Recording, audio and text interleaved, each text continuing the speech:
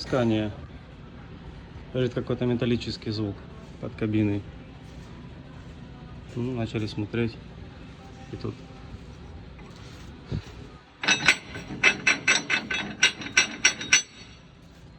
раз и второй.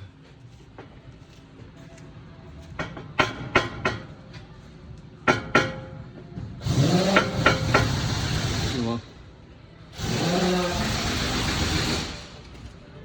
И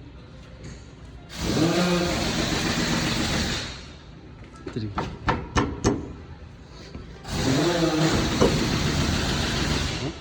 Вот это лучше всего.